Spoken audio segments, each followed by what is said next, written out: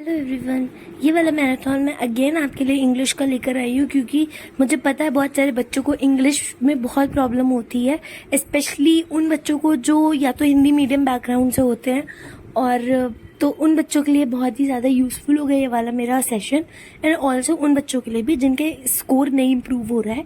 तो हम लोग अपना क्वेश्चन पूरा वैसे ही उसी पैटर्न उसी थीम से देखेंगे जैसा हमारे एग्जाम में पूछा जाएगा, स्पेशली इन SBI या IBPS प्रीलिम्स में।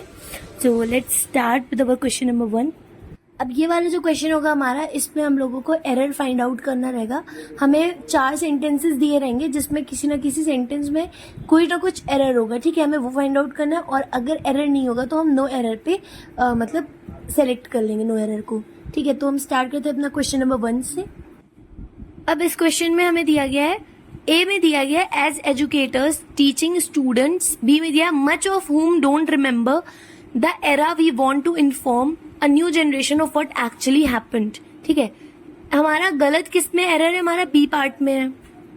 तो एरर है क्या, एक्चुअली में एरर है हमारा वर्ड मच, ठीक है। मच यूज हुआ है यहाँ पर, किसके लिए यूज हुआ है, educators teaching students much of whom don't remember the era, ठीक है। जिसमें से बहुत सारे बच्चों को तो टाइम भी नहीं आता, ठीक है। मच लगता है कब, जब हम चीजों को गिन नहीं सकते, ठीक है। हाउ मच वाटर, ठीक है, how much milk, how much oil, तो हम ऐसे नहीं बोल सकते ना 2 वाटर दे दो 2 ऑयल दे दो, तो वहां पे लगता है मच। लेकिन जिनको हम काउंट कर सकते, like 1 student 2 student 3 student 1 teacher 2 teacher, तो काउंटेबल नाउन के लिए लगता है मैनी, ठीक है। तो यहाँ पे आने की चाहिए था मैनी ऑफ होम, ठीक है। अब मैंने इसको लिखकर भी दे दिया है, रीजन आप अपनी रूल बुक में लिख लेना है, ठीक है। ग्रामर के रीजंस को एक पर्टिकुलर बुक बनाना और उसमें आप लोग सारे ग्रामर के रूल्स लिखते जाना, वो आपका कवर हो जाएगा जैसे जैसे मैं आपको ऐसे सेशंस देती जाऊंगी। तो जो रीजन मैंने दिया है नेक्स्ट स्लाइड में, वो उसको आपको लिखना रहेगा, चाहे आप उसको एज इट इज लिख लो या फिर आप थोड़ा सा शॉर्ट करके भी लिख सकते हो। तो अब आप अपनी रूल बुक में लिखना, यहाँ से रीजन हटा के उसके आगे लिखना आप लोग, much is used with uncountable nouns while many is used with countable noun. तो बस इतना लिख लेना, बस आपका काम हो जाएगा। और अगर आपको थोड़ा सा अपने आप को समझाना रहेगा तो आप एक एग्जाम्पल भी लिख लेते हैं, like how many students and how much water, ठीक है।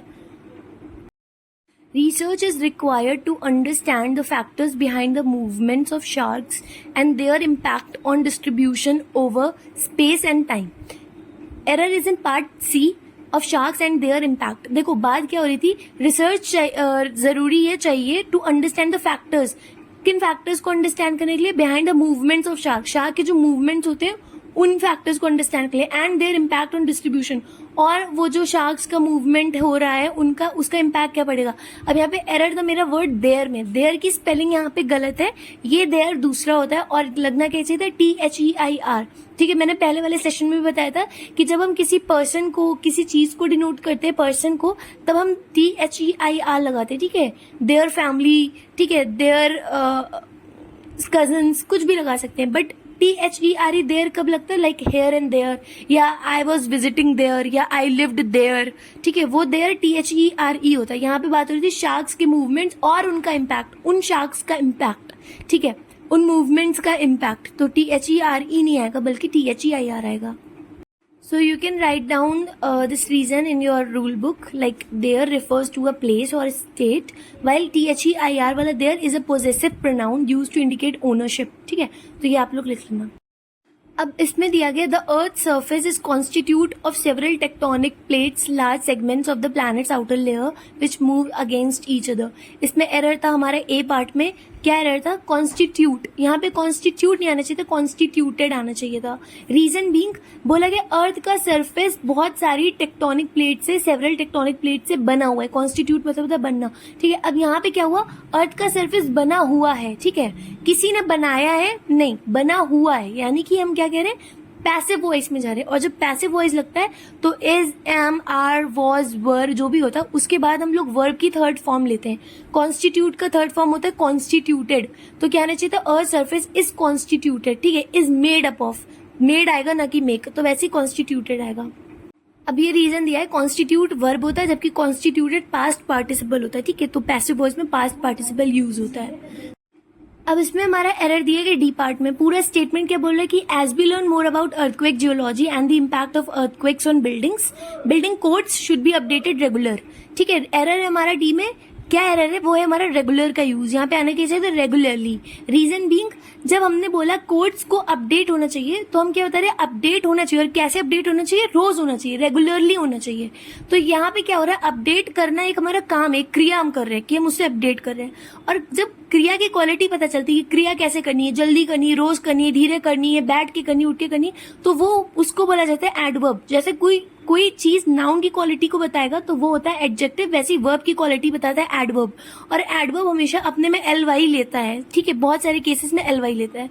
तो रेगुलरली आपने वर्ड हमेशा ही सुना होगा, तो इसलिए वो यूज यहाँ पे करना है हमें, रेगुलरली होगा। अपडेट वर्ब है, उसके बाद जो आ रहा है वो एडवर्ब होगा और वो ly लेगा, यानी कि रेगुलरली। रेगुलर एडजेक्टिव है, यहाँ पे एडजेक्टिव नहीं चाहिए था, हमें एडवर्ब चाहिए था, इसलिए रेगुलरली आएगा। तो आप लोग ये वाले रूल को अपनी रूल बुक में लिख लीजिएगा प्लीज। अब इसमें आप लोग को पहले गेस करना है, उसके बाद मैं आपको इसका एक्सप्लेनेशन दूंगी इसमें क्या एरर है। The proposed digital university can potentially solve the issue of limited seats in higher education institutes and prepare students to meet the demands of the present as well as the future. तो error है हमारा C part में।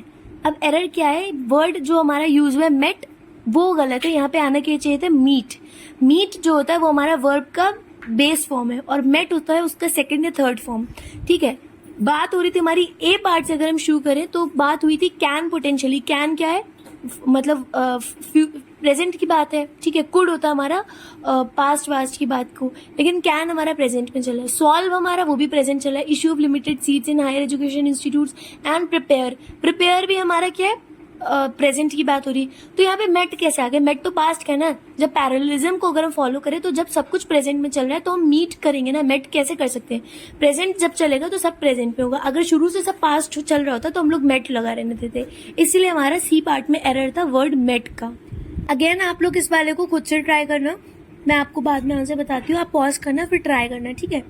Statement is on earth water evaporates and it's vapour condenses into clouds which then releases rain। बहुत लोग को लगेगा कोई भी एरर नहीं है, बट एरर है पार्ट डी में। क्या है मैं समझाती हूँ, देखो बोला गया है ऑन अर्थ, अर्थ पर वाटर इवेपोरेट्स, वाटर सिंगुलर है इसलिए इवेपोरेट में एस आ रहा है, तो ये एकदम सही है। Water evaporates and it's vapour, it's मतलब वाटर के जो वेपर है वो क्या करते हैं, कंडेंसेस। अब वेपर भी सिंगुलर है इसलिए कंडेंसेस आ रहा है, ठीक है, कंडेंसेस इनटू क्लाउड्स। अब वो वेपर क्या होते हैं, बादलों में, मतलब बादल बन जाते हैं। कितने, मतलब एक बादल नहीं, क्लाउड्स बोला है। अब ये क्लाउड्स को बोल रहे हैं कि ये बारिश करते हैं। अब जब क्लाउड्स बोला गया तो रिलीजेस कैसे आ सकता है, क्लाउड्स प्लूरल है इसलिए वर्ब में एस या ई एस नहीं लगेगा, वो सिर्फ रिलीज रहेगा, ठीक है। Clouds which then release rain, तो इसलिए हमारा एरर था पार्ट डी में। इसका रीजन नेक्स्ट स्लाइड में, उसको आप लोग अपने रूल बुक में प्लीज लिख लेना। तो ये रीजन था, आप लोग ऐसे लिख लेना। अगर आप लोग कंफर्टेबल हो हिंदी में तो आप हिंदी में, क्योंकि पता है मेरी रूल बुक में ना मैंने बहुत सारी चीजें जो हिंदी में लिख रखी, क्योंकि एक बार मैं पढ़ती मुझे फिर वो समझ आ जाता है।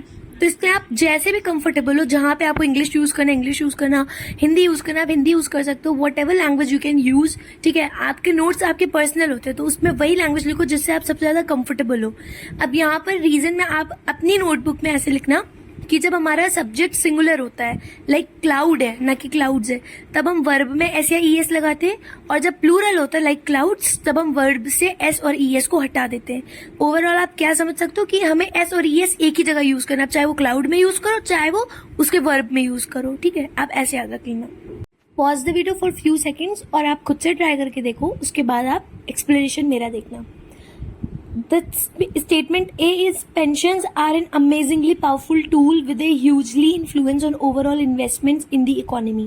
ठीक है, तो एरर जो होगा वो हमारा पार्ट सी में होगा।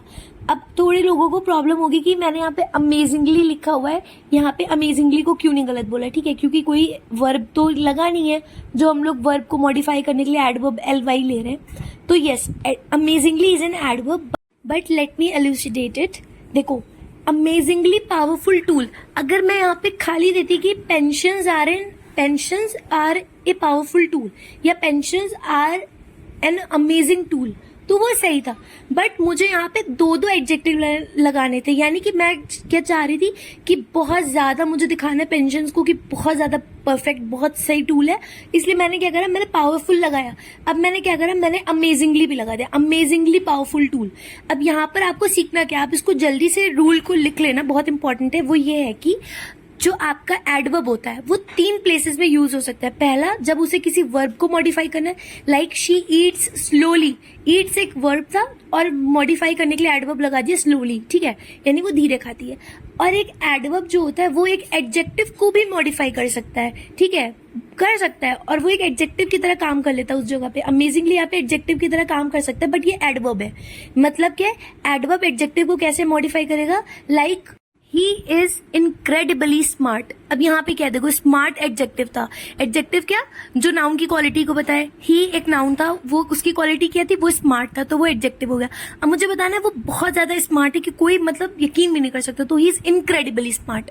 तो यहाँ पे भी मैंने एडवर्ब लगाया। तो कभी कभी एडजेक्टिव के साथ एडवर्ब लगाया जाता है ताकि हम इंटेंसिटी, अपने इमोशंस में कितने ज्यादा इमोशन के साथ वो चीज बोल रही हूँ ना, उसको मैं इंटेंसिफाई कर सकूं, इसलिए हम लोग कभी कभी एडजेक्टिव के साथ एडवर्ब लगाते हैं। The same case is being followed here, amazingly powerful tool. ठीक है, आप खाली भी पावरफुल टूल लगा सकते थे, बट आपको दिखाना था कितने आप इंटेंसिटी से इस चीज पे एम्फेसिस कर रहे हो, पेंशंस पे, तो आपने अमेजिंगली लगाया। और एक तीसरा केस जब होता है, जब एक एडवर्ब हमारा दूसरे एडवर्ब को भी मॉडिफाई करता है, ठीक है, तो उसका एग्जाम्पल है like she sings very beautifully. तो पहला मेरा एडवर्ब क्या था, शी सिंग्स। अब वो क्रिया कर रही है, वो गा रही है, कैसे गा रही है, वो एडवर्ब हुआ, वो था ब्यूटीफुली। लेकिन अब मैंने बताया कैसे ब्यूटीफुली, बहुत ब्यूटीफुली। तो बहुत अब क्या काम कर रहे हैं यहाँ पे, एडवर्ब के लिए एडवर्ब का काम कर रहा है। तो शी सिंग्स वेरी ब्यूटीफुली। तो ये 3 बहुत ही ब्यूटीफुल मैंने आपको एग्जांपल्स दिए थे जो कि एडवर्ब लेता है अपने साथ, ठीक है। अब इसीलिए मैं यहाँ पे ए पार्ट को एरर नहीं दूंगी, अमेजिंगली अपनी जगह पे सही था। The error is in part C, hugely. क्या आना चाहिए था यहाँ पे, ह्यूज आना चाहिए था। अब देखो, pensions are an amazingly powerful tool with a huge influence on overall investments in the economy. Huge influence, influence क्या हमारा एडजेक्टिव है। अब वो सॉरी, ह्यूज हमारा एडजेक्टिव है, इन्फ्लुएंस हमारा नाउन है। नाउन को क्वालिफाई करना है, ठीक है। ह्यूज इन्फ्लुएंस, बहुत ज्यादा इन्फ्लुएंस लगा रहा है, तो इसलिए यहाँ पे ह्यूज आना चाहिए था। अगर सेंटेंस का थोड़ा सा फॉर्मेट चेंज होता था, लाइक विच इन्फ्लुएंसेस, ठीक है, तब हम यहाँ पे ह्यूजली लगाते हैं, क्योंकि वहां पे यहाँ पे इन्फ्लुएंसेस वर्ड क्या है, वो एक क्रिया दिखा रहा है। अब क्रिया के लिए एडवर्ब लगेगा जो कि ह्यूजली हो जाता। A number of astounding discoveries have been made in the island of Skye in recent years, including the footprints of Stegosaurus and other dinosaurs. ठीक है, इसमें एरर है मेरा पार्ट ए में। वाई, देखो फिर वही हमारा सेम रूल अप्लाई होता है। Number of astound discoveries have been made, पहली बार डिस्कवरीज हुई हैं। डिस्कवरीज रिसर्च होना, रिसर्च एक नाउन है, ठीक है, बहुत सारी डिस्कवरीज। अब डिस्कवरीज की क्वालिटी दी गई है कि बहुत ज्यादा इंप्रेसिव, बहुत ज्यादा मतलब चौंकाने वाली डिस्कवरी भी है। तो यहाँ पे क्या आना चाहिए था, नाउन को क्वालिफाई करने के लिए एडजेक्टिव आना चाहिए था। एडजेक्टिव होता है एस्टाउंडिंग, ठीक है, नंबर ऑफ एस्टाउंडिंग डिस्कवरीज। और एस्टाउंड होता है verb, like I want to astound you, यानी I want to surprise you. But यहाँ पे क्या हो रहा है, नंबर ऑफ सरप्राइजिंग डिस्कवरीज, ठीक है, इम्प्रेसिव डिस्कवरीज। तो वैसे ही अस्टाउंडिंग होता है, सरप्राइजिंग और इम्प्रेसिव और अस्टाउंडिंग, ये सब एडजेक्टिव होते हैं। तो डिस्कवरीज कैसी थी, वो अस्टाउंडिंग थी, इसलिए यहाँ पे हमारा अस्टाउंड गलत है, इसलिए हमारा एरर ए पार्ट में है। फॉर मोर क्लैरिफिकेशन आप इस वाले पैराग्राफ को पढ़ लेना जो मैंने लिख रखा है, आपको और अच्छे से समझ आ जाएगा। Now this is our another type of question. इसमें हमें क्या दिया रहेगा, सेंटेंस दिया रहेगा जिसमें एक ब्लैंक होगा और 5 ऑप्शंस होंगे, ठीक है, और अलग अलग मतलब मीनिंग के ऑप्शन होंगे, जो हो सकता है उसमें फिट हो या ना फिट हो। तो हमें ऑप्शंस में से चूज करना है जो करेक्ट वर्ड होगा, जो ब्लैंक में फिल करा जा सकता है, ठीक है, तो हमें वो चूज करना रहेगा। अब हम लोग क्वेश्चन के देख लेते हैं। अब इसमें हम लोग को दिया गया, Mark Williams was dash after his title triumph ended his 26 month wait for a tournament win on home soil. क्या बोल रहे, मार्क विलियम्स वॉज, वो डैश मतलब वो ये थे, after his title triumph ended, जब उनका मतलब जीत हुई थी, हिज 26 month वेट मतलब 26 month वेट के बाद जो उनको जीत मिली थी। ट्रायम्फ मतलब होता है जीत मिलना, ठीक है। तो जब जीत मिली तो वो क्या होंगे, वो बहुत खुश होंगे ना, ऑब्वियसली खुश होंगे। तो अब हमें देखना है इसमें से कौन सा ऐसा वर्ड है जिसका मतलब होता है खुश होना बहुत ज्यादा। देखो, किंडर्ड दिया गया, लूनर दिया गया, जुबिलेंट, लिथल, जोकेंडली, ठीक है। अब हमें देखना है 1 by 1 कौन सा यहाँ पे मीनिंग आएगा। पहला वर्ड है किंडर्ड।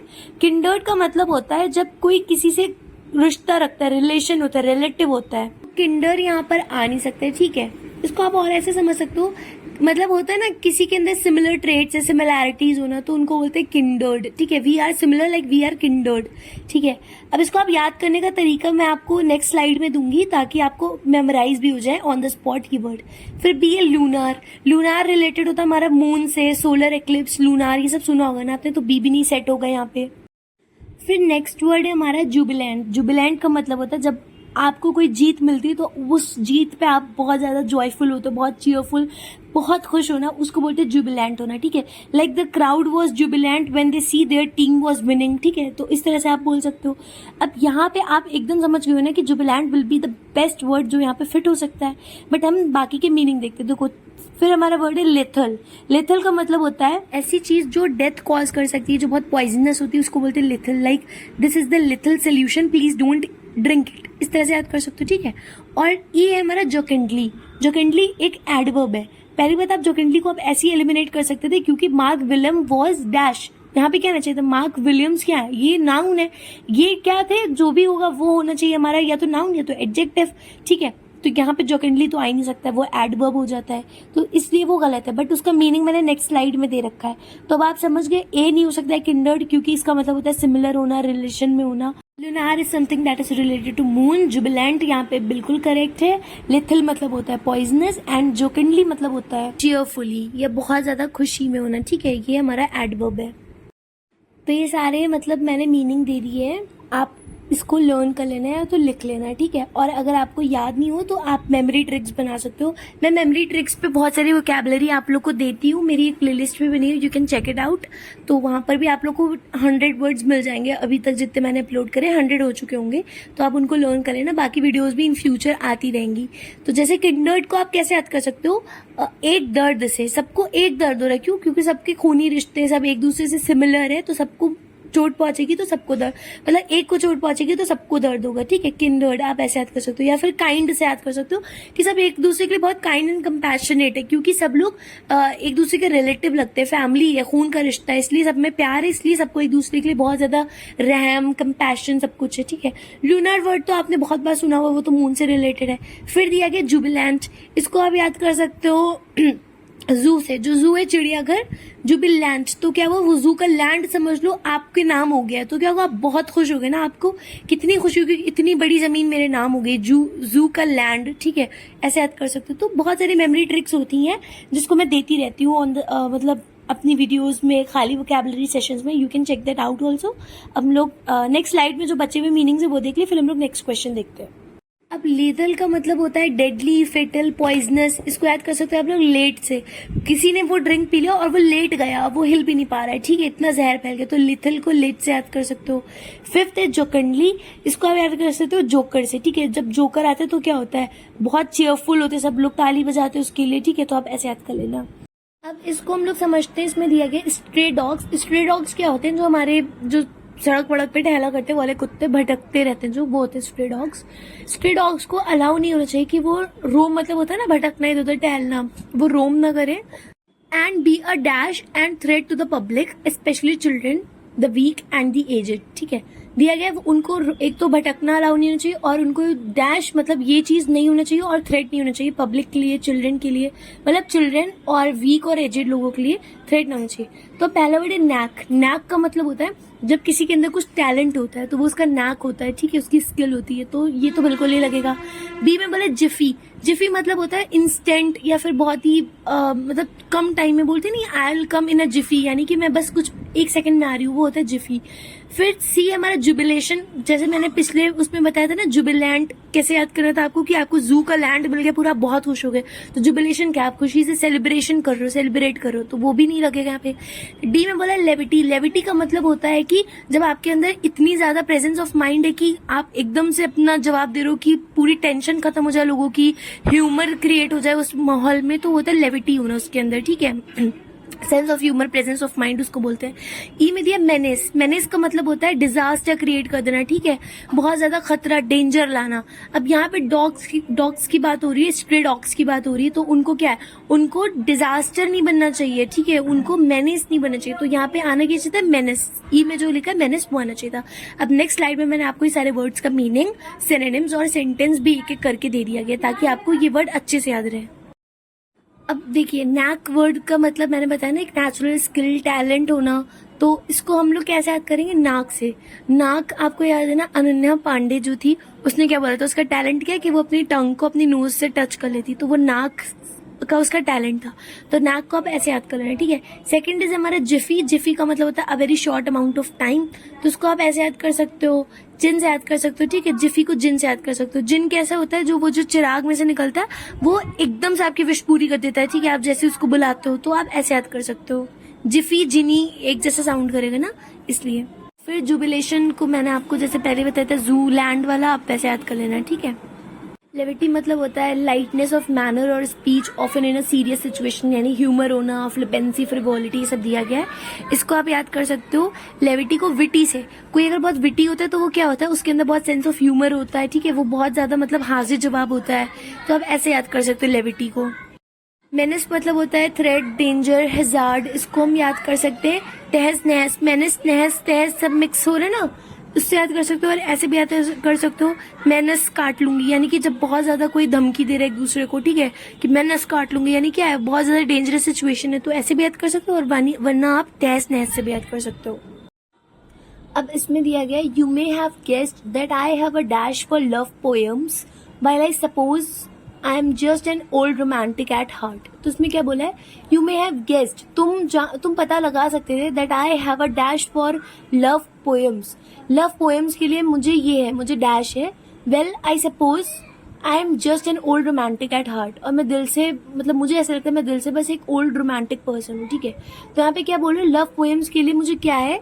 मुझे यहाँ पर बता सकते हैं प्यार है, मुझे पसंद है। ये थीम ये बता रहा है, ठीक है। थीम वाइज क्या होना चाहिए? प्यार होना चाहिए, ठीक है। You may have guessed that I have a liking और I may have a preference for love poems. Well I suppose I am just an old romantic at heart. ये होना चाहिए था स्टेटमेंट। अब यहाँ पे देखो, पैराडॉक्स का मतलब होता है जब कोई चीज बहुत ही कॉन्ट्राडिक्टरी है, पजल है, बहुत उसमें आयरनी, उसको बोलते हैं पैराडॉक्स, ठीक है।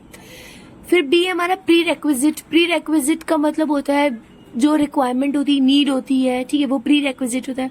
क्वर्क होता है जब कोई चीज बहुत स्ट्रेंज सी है, ठीक है, एकदम मतलब अब नॉर्मल, उसको हम बोलते हैं बहुत quirk, like you are very quirky, क्योंकि तुम बहुत ही पब्लिक से अलग दिखते हो, अलग तरह से पहनते हो, so you are so quirky, आप ऐसे बोल सकते हो। तो क्वर्क भी यहाँ पे फिट नहीं हो रहा है। पॉन्शॉन का मतलब होता है कि जब आपको कोई चीज के लिए बहुत ही स्ट्रांग इंक्लिनेशन है, बहुत लाइकिंग है, तो उसको हम बोलते हैं पॉन्शॉन, ठीक है। तो यहाँ पे करेक्ट हमारा ऑप्शन नंबर डी है, पॉन्शॉन, ठीक है। ई में बोल रहे क्वैक। क्वैक एक ऐसा पर्सन होता है जो प्रिटेंड करता है कि उसको बहुत नॉलेज है, बट एक्चुअल में वो एक फ्रॉड होता है, तो यहाँ पे क्वैक भी नहीं आएगा। तो आंसर क्या होगा? Option number D. अब मैंने इन सारे वर्ड्स का आपको individual explanation with synonyms and sentence दिया है ताकि आपको और क्लियर हो जाए। अब पैराडॉक्स को याद करने का आपको मतलब कोई मुझे निमोनिक तो नहीं मिल रहा है, बट आप ऐसे सोच सकते हो ना कि ब्लैक होल पैराडॉक्स थ्योरी बहुत चली है, तो ये सब क्या है, बहुत ज्यादा मतलब अलग अलग थ्योरीज बन रही हैं, अलग अलग आपको कॉन्ट्रडिक्शन दिखेंगे, तो आप पैराडॉक्स को ऐसे याद कर सकते हो। बहुत ही कंफ्यूजिंग सा मतलब वर्ड भी, उसका मीनिंग भी, और उसका एक्चुअल मीनिंग भी यही है, बहुत ज्यादा कंफ्यूजिंग, बहुत कॉन्ट्रडिक्टरी, एनोमली, आयरनी, तो ये सब होता है पैराडॉक्स। प्री रेक्विजिट को आप याद कर सकते हो रिक्वायर से। देखो रेक्विजिट में भी REQUI इतना आ रहा है ना, और रिक्वायर में भी ये आता है, तो ये तो आप ऐसे याद कर सकते हो। क्वर्क को हम लोग याद कर सकते हैं क्यों एंड फिर वर्क। क्यों वर्क, ठीक है, तुम क्यों वर्क करते हो, तुम क्यों काम करते हो, तुम जो भी करते हो लोग बोलते हैं तो एकदम एबनॉर्मल लगता है कि क्या काम करेगा, ठीक है, तो तुम क्यों काम करते हो, आप ऐसे याद कर सकते हो क्यों वर्क, ठीक है, क्वर्क से। अब पॉन्शॉन को हम लोग याद करेंगे पान शान से। मतलब जैसे हमारा आप कभी शादी में जाते हो ना, तो जब सबसे लास्ट मील क्या होता है? पान खाना। तो सब दोस्त आपस में बोलते हैं चलो भाई अब सब कुछ हो गया, पान शान खाया जाए, ठीक है। क्यों? क्योंकि उन लोगों को बहुत पसंद होता है मीठा पान खाना, ठीक है, और पान तो सबको ही पसंद होता है मीठा वाला, तो आप पान शॉन को आप ऐसे याद कर सकते हो। अब इसको हम लोग याद कर सकते हैं क्वैक क्वैक। बत्तख होती है ना, बत्तख क्वैक क्वैक करती है। अब कोई बत्तख अगर आगे बैठ के बोले कि मैं आपको ये दवा दूं, आप खा लेना, मैं ये करूँ खा लेना, तो आप क्या उसकी बात पे यकीन करोगे? नहीं ना, क्योंकि वो कोई डॉक्टर थोड़ी। तो बस ऐसे ही आप याद कर सकते हो, इसमें इतना कुछ था नहीं याद करने लायक। अब इसमें दिया गया है the residents say that even in fine and warm weather they have to endure the dash smell of sewage from their drains. मतलब रेजिडेंट्स मतलब जो उस एरिया के लोग हैं वो क्या बोलते हैं कि even in fine and warm weather, यानी कि एकदम अच्छे बहुत ही सुख वाले मौसम में भी उनको सीवेज फ्रॉम देयर ड्रेन्स, यानी कि जो जो नाली वाली है ना, उनकी स्मेल से उनको फिर भी उनको सहना पड़ता है, ठीक है। They have to endure the dash smell. कौन सी स्मेल की बात हो रही है, ठीक है। अब यहाँ पे स्मेल ना, उन्हें स्मेल को मॉडिफाई करने के लिए हमें क्या चाहिए होगा, ऑब्वियसली एडजेक्टिव चाहिए होगा। तो अब देखो, ए में दिया नॉक्सियस, फिर बी में ओवर्ट, सी में नेबुलस, डी में ऑनरस और ई में दिया गया नॉजियस। अब सबसे पहले तो हम लोग को मीनिंग्स देखना। देखो, नॉक्सियस का मतलब होता है जब कोई चीज बहुत ज्यादा उसमें जहर होता है, बहुत पॉइजनस होती है, ठीक है। पॉइजनस स्मेल ऑफ सीवेज लग हो सकता है हो। बी में दिया ओवर्ट। ओवर्ट का मतलब होता है जब कोई चीज बहुत ही मतलब एकदम खुली, एकदम सामने रख दी जाए तो वो ओवर्ट होता है, ठीक है। तो ये सीक्रेट का ऑपोजिट होता है ओवर्ट। फिर नेबुलस का मतलब होता है जब कोई चीज अनक्लियर हो, एकदम वेग हो, ठीक है, एम्बिगुअस हो, तो उसको हम बोलते हैं कि वो नेबुलस है। देन ऑनरस का मतलब होता है कोई चीज बहुत डिफिकल्ट है, बहुत ज्यादा मतलब बर्डन उस पर, मतलब बर्डनसम है कोई चीज, ठीक है, तो वो ऑनरस होता है। और नॉजियस मतलब होता है जब मतलब बोलते हैं ना उसको नोजिया हो रहा है, यानी कि जी मतलाना, किसी का उल्टी आना, वॉमिटिंग काइंड ऑफ फीलिंग, वो होता है नोजिया, ठीक है। तो नॉजियस भी नहीं है, तो यहाँ पर हमारा करेक्ट ऑप्शन होगा ऑप्शन नंबर ए, नॉक्शियस, ठीक है। नॉक्शियस, आप सोचोगे नॉजियस तो एकदम सही है, उसका मतलब होता है वॉमिटिंग काइंड ऑफ फीलिंग और वो गंदी स्मेल है। तो यहाँ पे देखो स्मेल की बात हो रही है, स्मेल नॉजियस नहीं थी, स्मेल नॉक्शियस थी, जिसकी वजह से हो सकता है कि वहां के रेजिडेंट्स को नॉजियस फीलिंग आ रही हो, ठीक है। तो ये आपको डिफरेंस समझना पड़ेगा, नॉक्शियस यहाँ पे करेक्ट आएगा। मैंने नेक्स्ट स्लाइड में आपको सारे meanings with synonym and sentence दे दिया है और उसका मैं आपको मेमोरी ट्रिक भी दे रही हूँ ताकि आपको वो वर्ड याद हो जाए आसानी से और बहुत टाइम तक के लिए। अब नॉक्शियस को हम लोग याद कर सकते हैं नौ शिकारी से। देखो, नॉक्शियस, नौ शिकारी, ठीक है। नौ शिकारी आएंगे, उन्होंने क्या करा, एक बहुत ही बड़ा सा जहरीला सा सांप था। आप ऐसे इमेज बनाना अपने दिमाग में, इसको बोलते हैं विजुअल लर्निंग, ठीक है, जहाँ पे आप एक इमेज बना के वर्ड को याद करोगे, रिमेम्बर कर लोगे। तो 9 शिकारी आए, उन्होंने एक बहुत बड़ा सांप था उसको पकड़ के मारा ताकि उसके अंदर से जितना भी पॉइजनस मटेरियल था वो निकल सके, उसका जितना भी उसके अंदर पॉइजन था वो निकल सके, ठीक है। तो आप ऐसे नॉक्शियस को याद कर सकते हो। अब ओवर्ट को आप लोग याद कर सकते हो ओवर से, ठीक है। ओवर का मतलब क्या है, कोई चीज किसी के ऊपर रखी, it's over that, it's over those things, ठीक है। तो क्या होगा, ओवर मतलब उनके ऊपर रखी, यानी हम उसके अंदर नहीं देख सकते बट ऊपर की चीज तो देख सकते हैं ना। तो जो ओवर है उसको देख सकते हैं हम लोग, तो इसलिए वो चीज क्या होगी, वो क्लियर होगी, एकदम ऑब्वियस होगी। तो आप ऐसे याद कर लेना। अब नेबुलस को आप लोग याद कर सकते हो न्यू बल्ब से, ठीक है। न्यू बल्ब चाहिए क्योंकि इन बल्ब की वजह से क्या होता है, कुछ दिखता ही नहीं, सब कुछ अनक्लियर रहता है। तो नए बल्ब से रोशनी ज्यादा आएगी तो सब कुछ एकदम ओवर्ट हो जाएगा, दिखेगा, क्लियर दिखेगा। तो आप नेबुलस को नए बल्ब से याद कर सकते हो।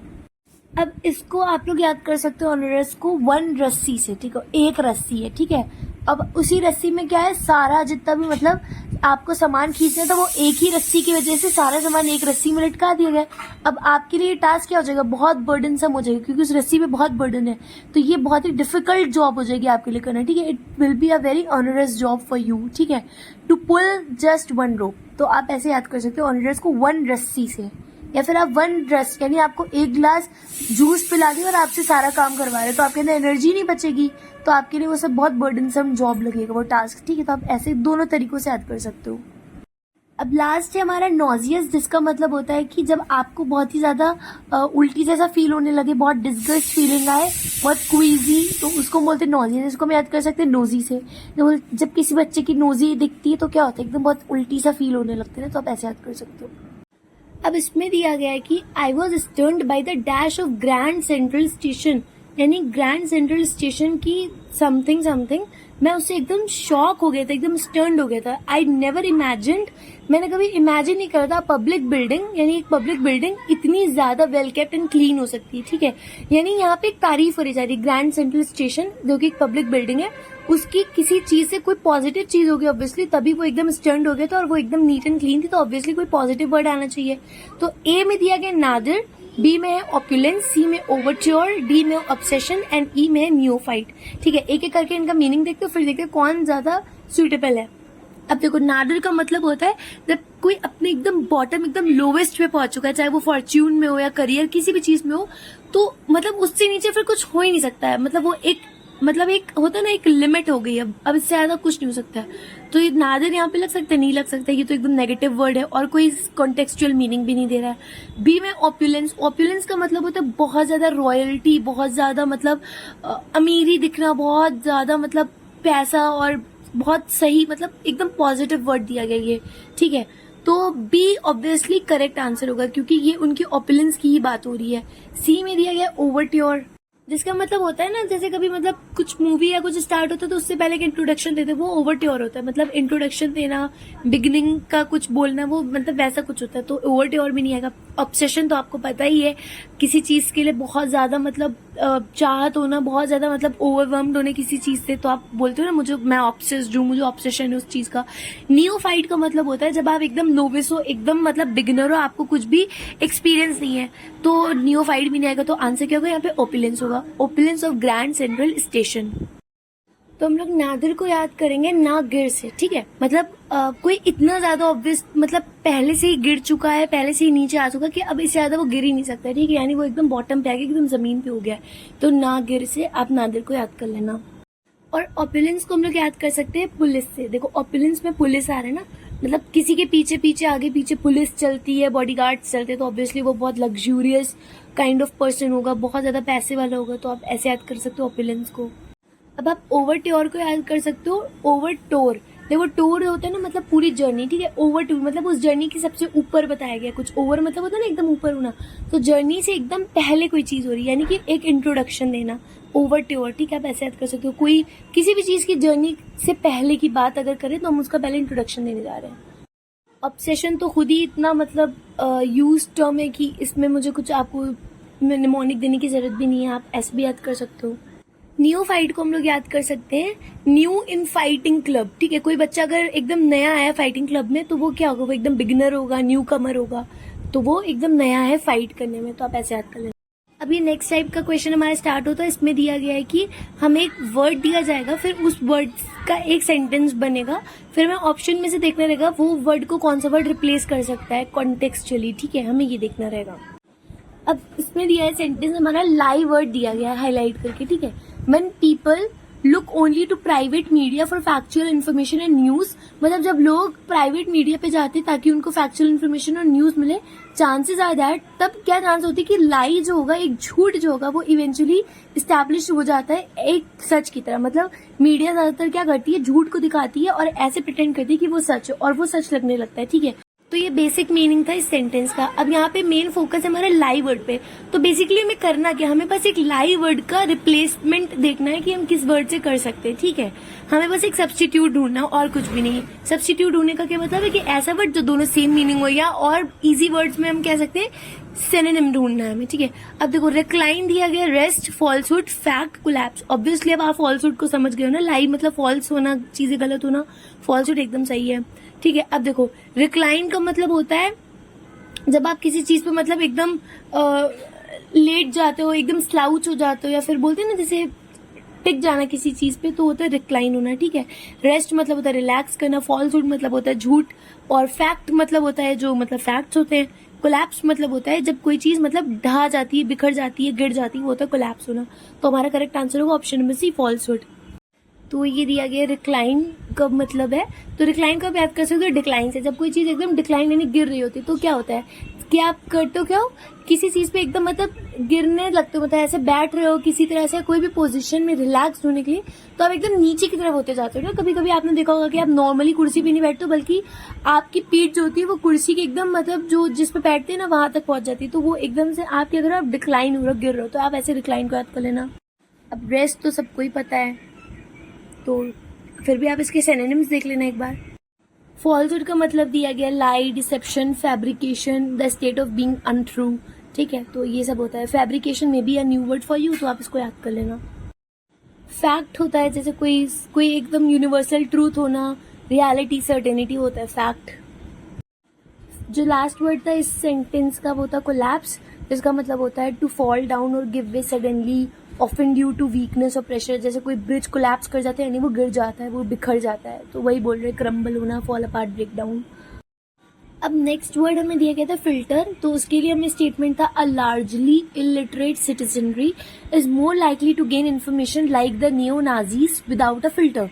ठीक है, मतलब बोल रहे कि अगर एक बहुत मतलब ऐसे सिटीजन है जो बिल्कुल ही अनपढ़ है तो वो ज्यादा जल्दी इन्फॉर्मेशन गेन कर लेंगे जैसे कि नियो नाजीज ने करी थी without a filter. Without a filter का मतलब होता है कि उनके पास ऑलरेडी पहले से कोई इन्फॉर्मेशन नहीं होगी तो हम उन्हें जो पढ़ाएंगे वो पढ़ लेंगे।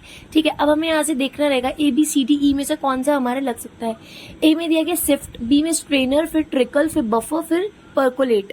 अब सिफ्ट का मतलब होता है जब हम ये एक वर्ब है, ठीक है, सिफ्ट करना किसी चीज को, यानी आप किसी चीज में से कोई इम्प्योरिटीज को सेपरेट कर रहे हो। ठीक है, सिफ्ट करना, जैसे हम लोग आटा होता है उसमें से हम लोग छानते हैं छलनी से तो उसका वो जो चोकर पार्ट होता है ना वो हटता है, तो सिफ्ट करना उसे बोलते हैं। ठीक है, स्ट्रेनर का भी सेम मतलब होता है फिल्टर करना।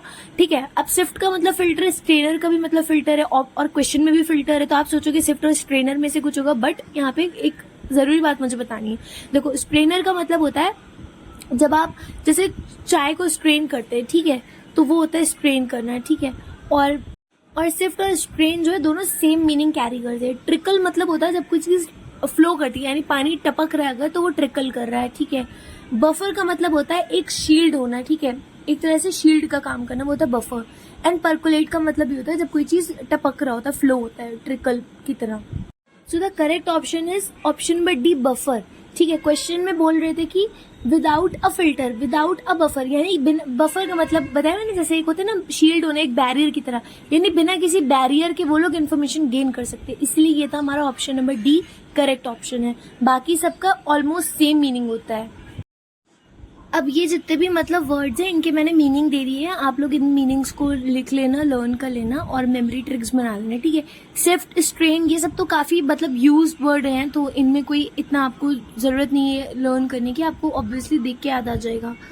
ये जितने भी वर्ड्स आपकी स्क्रीन पे आ रहे हैं इनको अच्छे से लर्न करना और इनका मतलब सेंटेंस बना के देखना ताकि आपको यूज करना आ जाए वर्ड्स का यूज कैसे। और मैंने एग्जाम्पल के लिए एक एक सेंटेंस आप लोग को ऑलरेडी दे रखा है। ठीक है, अब ये परकुलेट नया वर्ड हो सकता है तो इसको आप याद कर लेना। देखो, परकुलेट का मीनिंग क्या था, एक तो स्लोली स्प्रेड हो रहा है कोई चीज, मतलब टपक रहा है, फैल रहा है, और दूसरा था कि कोई चीज अगर फिल्टर हुई ग्रेजुअली थ्रू अ सरफेस और सब्सटेंस। ठीक है, फिल्टर होना, पेनिट्रेट होना, जैसे सेंटेंस दिया the idea began to percolate through the team as more people discussed it.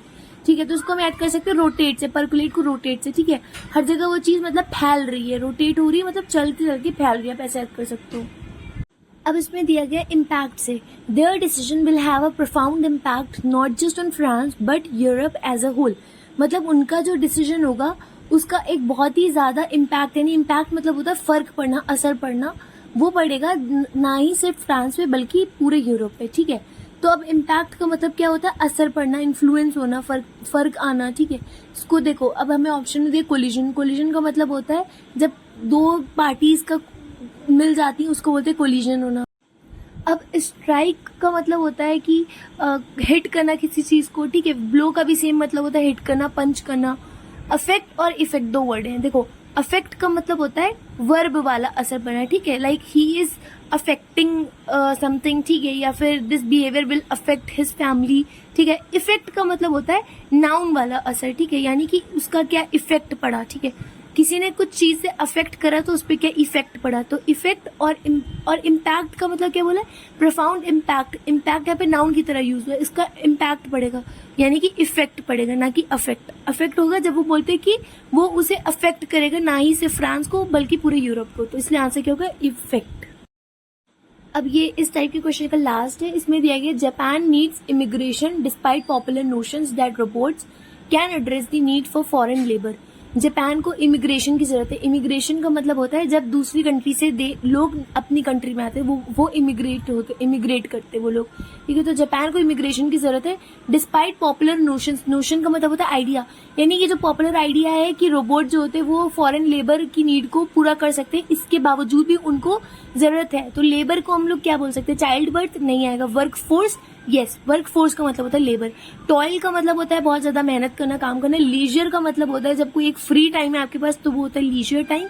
Struggle मतलब होता है बहुत ज्यादा संघर्ष और मेहनत करना। तो करेक्ट आंसर होगा ऑप्शन में बी, वर्क फोर्स। अब इस टाइप में हमें एक पैराग्राफ में 4 हाईलाइटेड वर्ड्स होंगे, हमें उनमें से फाइंड आउट करना है कौन सा बोल्ड वर्ड या तो रॉन्गली स्पेल्ड है या फिर वो कॉन्टेक्चुअली इनअप्रोप्रिएट है. It is important for the private sector to complement the efforts of the government in reaching modern healthcare facilities to people living in rural areas. ठीक है, देखो बोल रहे कि ये बहुत इंपॉर्टेंट है प्राइवेट सेक्टर के लिए टू कॉम्प्लीमेंट. COMPLE, PL के बाद E आ रहा है, ये वाले वर्ड का मतलब होता है सपोर्ट करना. ठीक है, तो ये यहाँ तक सही है कि ये बहुत जरूरी प्राइवेट सेक्टर के लिए कि वो गवर्नमेंट के एफर्ट्स को सपोर्ट करे इन रीचिंग किस चीज में, जिसमें गवर्नमेंट क्या कर रही है मॉडर्न हेल्थ केयर फैसिलिटीज तक पहुंचना चाह रही है, उस वाले एफर्ट्स में प्राइवेट सेक्टर सपोर्ट करे to people living in rural areas. यानी इसमें कोई भी एरर नहीं है, कोई भी मिस्टेक नहीं हुई है, स्पेलिंग वाइज भी नहीं हुई है. यानी इसमें हमारा आंसर क्या होना चाहिए, ऑल आर करेक्ट, यानी ऑप्शन नंबर ई होना चाहिए. अब इसमें दिया है the president has suggested launching a national movement against the growing incidence of non communicable diseases. मतलब कि प्रेसिडेंट ने सजेस्ट करा है लॉन्चिंग अ नेशनल मूवमेंट. एक नेशनल मूवमेंट का मतलब यहाँ पर होता है पल. ठीक है, मूवमेंट बोलते हैं कि बहुत ही बेस्ट मूवमेंट था मेरी लाइफ का, बट यहाँ पे आने किसी था मूवमेंट. मूवमेंट क्या होता है, जैसे सिविल डिसोबीडियंस मूवमेंट हुआ था. ठीक है, ये सब मूवमेंट होते हैं, यानी कि वो तो नहीं बहुत सारे लोग होंगे और वो सब लोग एक मैसेज लेके चलते हैं पूरा कारवां बना के, वो मूवमेंट होता है. यहाँ पे स्पेलिंग गलत है मूवमेंट की, यहाँ पे मूवमेंट लिख दी जबकि उन्हें मूवमेंट चाहिए था. तो हमारा करेक्ट आंसर होगा ऑप्शन नंबर बी. अब इसमें ऑलरेडी हाईलाइटेड दिया है मैंने आपको आंसर, बस मैं आपको एक्सप्लेन करूंगी कि एरर क्यों है. देखो पहला दिया में PCOS is a complex medical condition that can affect various areas of your health in subtle ways. Subtle गलत है, यहाँ पे शटल होते हैं जैसे आपका वो शटल कॉक वाला वर्ड, वो यहाँ पे बिल्कुल गलत है. आना क्या चाहिए, यहाँ पे सटल आना चाहिए था, SUBTLE वाला सटल. सटल जिसका मतलब होता है कोई मतलब इतना मिनिमल चेंज है कि वो बहुत नोटिस करना ही बहुत डिफिकल्ट है. ठीक है, तो it's very difficult to notice. तो वही बोल रहे हैं कि it can affect various areas of your health in subtle ways. मतलब इस तरह से अफेक्ट करेगा हमारे हेल्थ को कि हमें पता ही नहीं चलेगा, नोटिस करना डिफिकल्ट हो जाएगा. ठीक है, उसको बोलते हैं सटल. कोई चीज बहुत सटल यानी वो बहुत मिनिमल होना. ठीक है, बहुत सोबर होना, इस वो सेंस में ये यूज हुआ है. अब इसमें दिया गया a key defence that blocks nearly all bird flu attempts to invade our bodies has been discovered by scientist. देखो की मतलब एक जो इम्पोर्टेंट है, जो सबसे ज्यादा मतलब जिसपे सबसे बड़ा रीजन, तो की defence that blocks nearly all bird flu, इन्हीं सारे बर्ड फ्लू को जो रोकता है, ब्लॉक करता है. अब यहाँ पे ब्लॉक की स्पेलिंग गलत है, BLOCK होना चाहिए था, BLOCKS ब्लॉक्स वो वाला. और इस वाले ब्लॉक्स का मतलब होता है ऐसी दो कंट्रीज जिनके बीच में मतलब सिमिलर इंटरेस्ट होता है, तो वो यहाँ पे नहीं लगेगा. यहाँ पे आएगा ब्लॉक्स, जिसका मतलब होता है किसी चीज को मतलब रोकना, बैरियर की तरह काम करना. तो इसलिए हमारा बी गलत है. A wealth of research has shown that most people struggle to hurdle failure constructively. देखो वेल्थ ऑफ रिसर्च, वेल्थ यहाँ पे मतलब है बहुत सारी रिसर्च, मेजोरिटी बहुत सारी रिसर्च की बात हो रही, तो ये एकदम सही है.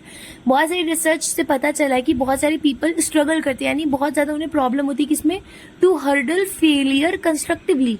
मतलब बहुत एक कंस्ट्रक्टिवली मतलब बहुत अच्छे तरीके से आर्टिकुलेट वे में फेलियर को क्या करना, हैंडल करना.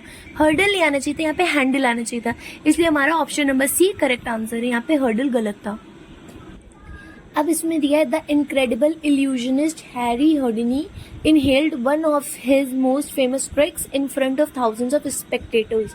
यानी कि इनक्रेडिबल यानी कि यकीन न करने वाले, ऐसे वो इल्यूजनिस्ट थे. उन्होंने अपनी एक ट्रिक जो थी, बहुत ही फेमस ट्रिक, अपने थाउजेंड्स ऑफ स्पेक्टेटर्स यानी जो उनको देखने आते थे उनके सामने वन ऑफ हिज ट्रिक्स को क्या करा, उन्होंने दिखाया. इनहेल्ड का मतलब होता है सांस लेना, तो इनहेल यहाँ पे नहीं आएगा. उन्होंने क्या करा, उस ट्रिक को रिवील करा होगा, अनवील्ड करा होगा. ठीक है, ये इनमें से कुछ भी वर्ड आ सकता है, लेकिन गलत इनहेल्ड था. तो इसलिए हमारा correct option option number B है. With staying indoors slowly becoming the new reality, many children can find it extremely difficult to dupe with this unprecedented scenario. ठीक है, यहाँ पे गलत है dupe. क्यों? क्योंकि यहाँ पे बोल रहे कि बहुत सारे चिल्ड्रन को बहुत ही डिफिकल्ट लगता है इस सिनेरियो से क्या करना, इस सिनेरियो से कोप करना है. पहले से तो कोप अप, ड्यूप का मतलब होता है डुप्लीकेट, वो यहाँ पे एकदम फिट भी नहीं है.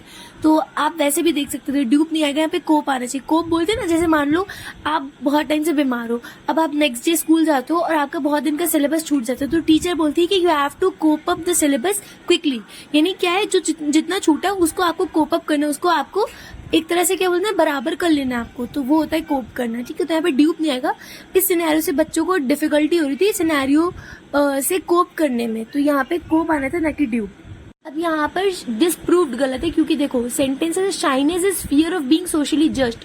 कोई अगर बहुत शाय है तो इसका मतलब क्या है कि ये जो कैरेक्टर है शाइनेस वाला, इसका मतलब है कि आपको डर है कि आपको सोशली लोग जज ना करें या फिर डिसअप्रूव ना करें, ठीक है। डिसअप्रूव मतलब कोई किसी को एक्सेप्ट नहीं करे, ठीक है। यहाँ पे डिसप्रूव नहीं आएगा। डिसप्रूव मतलब आप किसी को गलत साबित करो, यहाँ पे गलत साबित करने की बात नहीं हो रही, यहाँ पे किसी को एक्सेप्ट ना करने की बात हो रही है। अब दिया है while being fun, building blocks can enhance children's logical thinking and provide mental stimulation। अब यहाँ पे गलत है stimulation, क्योंकि यहाँ पे आना था stimulation। stimulation का मतलब होता है एक तरह से उनके अंदर क्यूरियोसिटी और उनके अंदर एक लेवल ऑफ एक्साइटमेंट आ जाना कि उनको और करना है, तो उनको क्या करना था, वो एनर्जाइज करना है, स्टिमुलेट करना, तो वो आता है यहाँ पर, ठीक है। स्टिमुलेशन गलत स्पेलिंग यूज करी गई है स्टिमुलेशन की। अब ये इसमें दिया गया हमें कि क्वेश्चन होगा और उसमें ब्लैंक होगा, ठीक है। तो हमें ऑप्शन में से चूज करना है कौन सा ब्लैंक कॉन्टेक्सचुअली उस पर फिट हो जाएगा। Dash Canada as a destination for digital nomads is one of the 4 key pillars of the strategy, ठीक है। Dash Canada as a destination for digital nomads, यानी कि कनाडा को कुछ करना है हमें। अब हमें ऑप्शन में मैंने आपको करेक्ट तो दे दिया है, ठीक है। तो कनाडा को प्रमोट करना है, किस लिए, as a destination for digital nomads, ठीक है। स्ट्रैटेजी का ये एक बहुत ही इंपॉर्टेंट पिलर है, वन ऑफ द 4 पिलर्स की बात हो रही है, ठीक है। प्राइंग नहीं होगा। प्राइंग का मतलब होता है जब आप बहुत ज्यादा इंक्विजिटिव हो, ठीक है, किसी के अफेयर्स, पर्सनल अफेयर्स में कुछ भी, तो बहुत ज्यादा किसी की जांच पड़ताल करो, प्राय करो, तो वो प्राइंग होता है। कंस्पायरिंग का मतलब होता है जब आप एक सीक्रेट प्लान, सीक्रेट स्ट्रैटेजीज बना रहे हो कुछ गलत इलीगल काम करने के लिए, तो वो भी यहाँ पे नहीं आएगा। क्रिबिंग का मतलब होता है बहुत ज्यादा, मतलब रिपीटेडली आप कुछ कंप्लेन करो, वो होता है क्रिबिंग, वो भी यहाँ पे नहीं आएगा। एंड फ्रूगल मतलब होता है जब आप बहुत ज्यादा पैसा बचाना चाहते हो, एकदम खर्च नहीं करना चाहते हो, ठीक है, वो होता है फ्रूगल होना, कंजूस काइंड ऑफ। अब क्वेश्चन था inviting international high tech workers to the American tech industry could dash sideline local talent, यानी कि वो इनएडवर्टेंटली लोकल टैलेंट को एकदम किनारे कर सकता है। तो इनएडवर्टेंटली का मतलब क्या होता है कि एक्सीडेंटली, अनइंटेंशनली, यानी इंटेंशन था नहीं कि लोकल टैलेंट्स को साइड करना, बट वो कर सकता है अनइंटेंशनली, ठीक है। क्या चीज, जब हम हाईटेक वर्कर्स को, इंटरनेशनल हाईटेक वर्कर्स को इनवाइट करेंगे अमेरिकन टेक इंडस्ट्री में, तो लोकल टैलेंट साइडलाइन हो सकता है अनइंटेंशनली, तो ये इसका करेक्ट है। बाकी का मतलब क्या होता है, रिलक्टेंटली का मतलब होता है जब आप कोई चीज को बिना मन से करते हो, अनविलिंगली कर रहे हो, ठीक है, बहुत ही रेजिस्टेंस एंड हेजिटेशन के साथ। यूबिक्विटसली का मतलब होता है जब कोई चीज एकदम हर जगह फाउंड है, मतलब पाई जाती है, एग्जिस्ट करती है, वो हर जगह अवेलेबल है, वो होती है यूबिक्विटस। ट्रायम्फेंटली का मतलब होता है जब आप किसी चीज पे बहुत ज्यादा, मतलब विक्ट्री हासिल कर रहे हो, ठीक है। ट्रायम्फेंट मतलब होता है विक्ट्री होना, तो ये भी नहीं होगा। बीस्ट का मतलब होता है बहुत ही ज्यादा क्रूअल तरीके से, बहुत मतलब बुरे तरीके से। बीस्ट मतलब होता है ना जंगली जानवर वैसा कुछ। अब इसमें हम लोगों को पूरा पैराग्राफ दिया रहेगा, ABCDE करके हम लोगों को कुछ ब्लैंक्स दिए होंगे, या फिर हमें वहां पे एक वर्ड दिया होगा, या तो वो सूटेबल होगा उस जगह पे या नहीं होगा। तो हमें ऑप्शंस ढूंढने रहेंगे, लाइक A के लिए 5 ऑप्शंस, B के लिए 5 ऑप्शंस, और हमें करेक्ट वर्ड वहां पे लगाना रहेगा। और अगर कोई इंप्रूवमेंट नहीं होगा तो हम नो इम्प्रूवमेंट पर सेलेक्ट कर लेंगे उसको, ठीक है। हम लोग अपना पैराग्राफ देखते हैं, ऊपर से बस पढ़ते हैं कि क्या लिखा हुआ है। बात हो रही है कि सोशल डिसऑर्डर आया था और क्राइम हुआ था इस टाइम पीरियड के बीच में, जिसने सिर्फ hundreds of thousands of residents जो थे उनको ही सिर्फ ड्रोव आउट नहीं कर दिया था न्यूयॉर्क में, बल्कि बहुत सारे बिजनेसेस को भी हटा दिया था। With in a few years entire communities को basic exigencies like supermarket, drug store, ये सब की कमी पड़ गई थी, ठीक है। Empty store fronts, littered shopping districts, that started to change only when, और ये सब बदलने लगा जब क्राइम बिगैन फॉलिंग, जब क्राइम 1990s में मतलब खत्म होने लगा था। एंड नेबरहुड्स रिबाउंडेड, और वापस से सब कुछ सही होने लगा था। First in New York, then in other, पहले शुरू हुआ, मतलब सही होना शुरू हुआ न्यूयॉर्क, फिर सारे बड़े बड़े सिटीज से। Pursing national retailers to begin setting up shops, सारे जो नेशनल रिटेलर्स थे वापस अपनी दुकानें लगाने लगे in places that they had once avoided, जहां पहले वो नहीं लगा पा रहे थे। Thousands of stores and tens of thousands of jobs, इतने स्टोर्स और इतनी सारी jobs blossomed in New York alone, New York में ही खाली ब्लॉसम्ड हुई thanks to this retail revival, ये जो रिटेल रिवाइवल था इसकी वजह से। But those gains are vanishing before our eyes are rising retail theft, लेकिन ये जो भी मतलब शॉप्स बढ़ी, लोग मतलब बिजनेसेस लगे, ये सारे गेन्स जो हुए ये वैनिश होने लगे थे before our eyes as rising retail theft.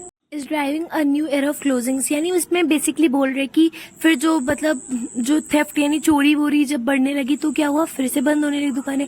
It took decades for New York's retailers to instigate from the disorder and crime waves of the 1970s and 1980s. यानी कि बहुत मतलब 10 साल लगे न्यूयॉर्क रिटेलर्स को कि वो मतलब फिर से मतलब ये जो डिसऑर्डर और क्राइम वेव्स हुई थी इनसे वापस निकल आ सके. ठीक है. Entire district lacked basic shopping choices including Harlem, a community of more than 100,000 residents that didn't have a single large chain supermarket for more than 20 years. मतलब ऊपर से बस यही सब पता चला कि कैसे वहां पे मतलब चोरियां होने लगी थी और ये सब जो डिसऑर्डर्स हो गए थे. ठीक है. रिटेल वाले ये सब कुछ बताया गया है. फिर उसके बाद धीरे धीरे वापस से सही हुआ. ठीक है. फिर दिया गया कि once flourishing shopping districts in southern Bronx and in neighborhoods like Bushwick in Brooklyn played host to boarded up storefronts, vestiges of rioting and arson, national retail chains with the everyday stuff people wanted, home Depot, Lowe's, Target roamed the city leading to an exodus of dollars. ठीक है. तो ये पूरा paragraph के बारे में बात हुई थी. डिटेल्स की बात हो रही थी. ठीक है. थेफ्ट की बात हुई थी न्यूयॉर्क में स्पेशली, और रिटेलर्स और कोई डिसऑर्डर सोशल ये सब जो भी बातें हो रही थी. अब हम लोग देखते हैं कि ABCDE में कौन सा वर्ड्स रिप्लेस कर सकते हैं. ठीक है. So let's start with option number A. So if you refer to the A part, तो वहाँ पे था people entire communities lacked basic exigencies. Exigencies का मतलब होता है need, demand. ठीक है. तो वहाँ पे क्या बोल रहे हैं कि entire community को जो बेसिक नीड और डिमांड थी वो नहीं मिल पा रही थी, जैसे कि सुपरमार्केट्स एंड हाइप ये सब वगैरह वगैरह. ठीक है. तो अब आप खुद बताओ, ड्रग स्टोर सुपरमार्केट के ये बेसिक नीड्स है? नहीं, ये बेसिक नीड्स नहीं है. यहाँ पे अमेनिटीज आना था. अमेनिटीज का मतलब होता है फैसिलिटीज. ये बेसिक फैसिलिटीज है हमारे लिए. नीड हमारी रोटी कपड़ा मकान है. ठीक है. सुपरमार्केट वगैरह ये हमारी नीड में नहीं आता. नीड के नेक्स्ट चाहिए. ठीक है. तो इसलिए अमेनिटीज वहां पे सही आएगा. टैक्टिक्स का मतलब होता है ट्रिक्स होना. ठीक है. होता नहीं कि आपने क्या टैक्टिक्स यूज करी कि आपने ये गेम जीत लिया, तो वो होता है ट्रिक्स वगैरह. मैट्रिक्स आपको पता ही है, मैट्रिक्स जो आप नॉर्मल मैथ्स में पढ़ते हो. ठीक है. रेगुलेशंस का मतलब होता है पाबंदी, रूल्स, ये सब वगैरह वगैरह. तो आंसर होगा ऑप्शन नंबर A. अब भी में देखिए आप लोग को थोड़ा सा ऊपर से पढ़ना है यहाँ से. That started to change only when crime began falling in 1990s and neighbourhoods rebounded first in New York and then in other big cities. Dash national retailers to begin setting up shops in places that they had once avoided. ठीक है. तो यहाँ पे pursuing नहीं आएगा. परसू करना किसी चीज को फॉलो करना. यहाँ पर आना क्या, ये हम ऑप्शन से देखते. ठीक है. यहाँ पे कुछ ऐसा आना चाहिए था कि मतलब जब कुछ सारा मतलब क्राइम खत्म होने लगा तो फिर नई शॉप्स जो होने लगी वो सब क्या होने लगी, नेशनल रिटेलर्स जो थे वो अपनी शॉप्स को सेटअप करने लगे थे. तो किसी चीज ने उनको कुछ सेटअप करने को करा होगा, तो वहां पे परसुइंग नहीं आएगा, वहां पे वो वर्ड आएगा. अब हम ऑप्शन देखते हैं. ए में दिया हेस्टी, बी में डिस्कवरिंग, सी में यील्डिंग, डी में प्रॉम्प्टिंग. तो देखो प्रॉम्प्ट करना किसी को यानी एंकरेज करना. ठीक है. उसको बोलना, फोर्स करना कि वो करे. तो वो जो वहां पर जो सिनेरियो बना फिर चेंज हुआ उसने एंकरेज करा कि जो नेशनल रिटेलर्स है वो फिर से अपनी शॉप्स को सेटअप करें. तो यहाँ पे आना था प्रॉम्प्टिंग. ठीक है. यील्ड करना मतलब जैसे होता है प्रॉफिट यील्ड करना यानी निकालना उतना, मतलब जैसे मतलब कुछ आपने लगाया तो उससे आप क्या रीप कर रहे हो. ठीक है. वो होता है यील्डिंग. ठीक है. डिस्कवरिंग मतलब किसी चीज को डिस्कवर करना, खोज करना. हेस्टी मतलब होता है बहुत स्पीड में करना, बहुत फास्ट वाला काम, वो होता है हेस्टी वाला. ठीक है. तो आंसर क्या होगा ऑप्शन नंबर डी. अब सी में दिया thousands of stores and tens of thousands of jobs blossomed in New York alone. ठीक है. मतलब न्यूयॉर्क में इतनी सारी जॉब्स बनी. ब्लॉसम का मतलब ये होता है फूलना फलना. ठीक है. फ्लरिश होना. तो ये सी अपनी जगह पे एकदम सही है. तो ऑप्शंस में जो हमारा करेक्ट है वो होगा नो इम्प्रूवमेंट रिक्वायर्ड. बाकी ऑप्शंस जो उनके मीनिंग समझ लेते हैं हम लोग. तो स्पेक्यूलेटेड का मतलब होता है आप किसी चीज को गेस कर रहे हो, आपने अज्यूम करा है. ठीक है. वो एक्चुअल में सच हो ना हो वो नहीं पता, वो एस्टिमेट है आपका. तो होता है स्पेक्यूलेशन करना. ठीक है. डिपेक्ट करता बोलते हैं ना कि ये स्टैचू इस टाइम को डिपेक्ट करता है या ये थ्योरी इस चीज को डिपेक्ट करती है, यानी डिस्क्राइब करने जैसे. लॉर्डेड मतलब होता है आप किसी को प्रेज करो, तारीफ कर रहे हो. इंजर्ड मतलब होता है चोट लग जाना. तो इसलिए आंसर वहां पे ब्लॉसम्ड ही सही था. अब बी को पहले ऑप्शन पे जाने से पहले हम इसका एक बार फिर से देखते हैं. इसमें बोले it took decades for New York's retailer to instigate from the disorder and crime waves. यानी कि न्यूयॉर्क रिटेलर को बहुत टाइम लग गया to dash from the disorder, मतलब इस डिसऑर्डर और इन जो क्राइम वेव्स थी इनसे बाहर आने में. इसका मतलब एक्चुअल सेंस तो ये निकलेगा ना, इनसे उभरने में. बट इंस्टिगेट का मतलब होता है यहाँ पर कि आप किसी चीज को कुछ करने के लिए प्रोवोक कर रहे हो, बहुत ज्यादा स्टिमुलेट कर रहे हो, यानी बहुत जिद कर रहे हो, एक तरह से स्टबर्न होना, वो होता है इंस्टिगेट करना. ठीक है. तो यहाँ पर ऑप्शन हम देखते हैं क्या सही है और बाकी का मीनिंग देखते हैं. तो मैंने बताया था ना, उस चीज से उभरना है यानी रिकवर करना, तो इसलिए हमारा सी सही है।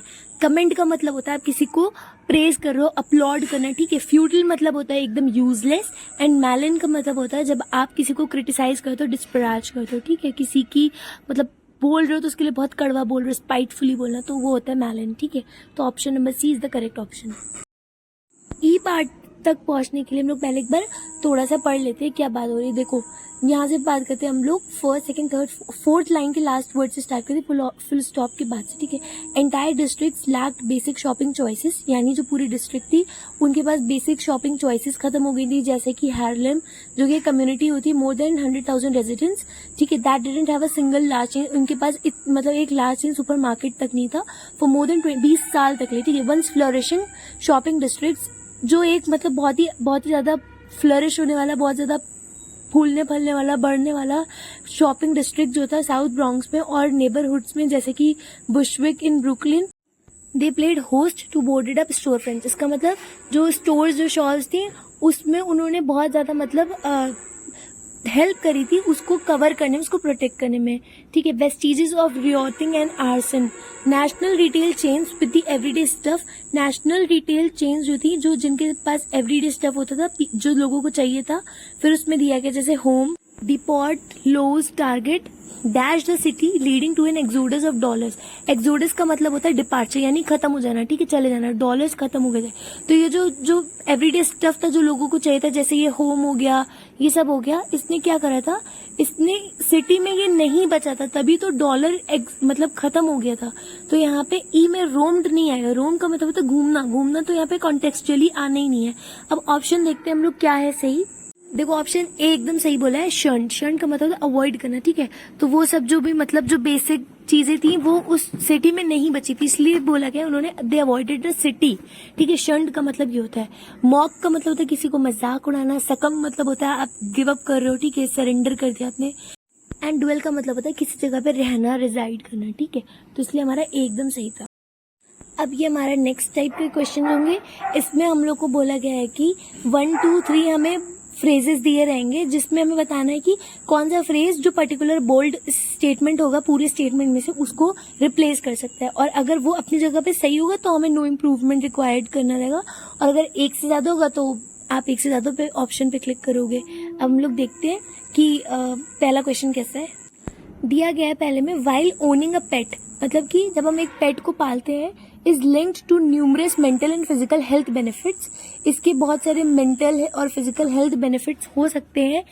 वाइल मतलब जबकि, अवर पेट्स कैन ऑल्सो हार्बर, यानी कि ये पेट्स जो होते हैं ये इन्फेक्शियस डिजीजेस भी ला सकते हैं, दैट, उसके बाद क्या आएगा, फिर हम ऑप्शंस को देखते हैं। पहला दिया गया can be passed on to us, जो हम तक पहुंच सकते हैं, यानी वो डिजीजेस वो हमारे अंदर भी आ सकते हैं। फिर सेकंड में दिया that we might contract from them, ठीक है, यानी कि वो हमें उनसे मिल सकते हैं, ठीक है।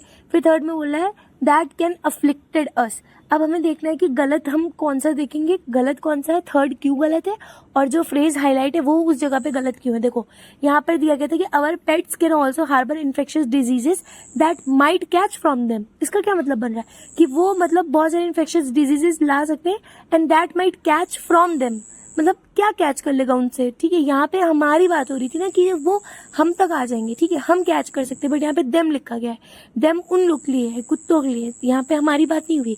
तो फर्स्ट में बोला that can be passed on to us, एकदम से ये कैन के बाद बी लगा है तो बी के बाद वर्ब की थर्ड फॉर्म आनी चाहिए, इसलिए पास्ड यूज हुआ है, ये सही है। सेकेंड में we might contract from them, ये भी एकदम सही है।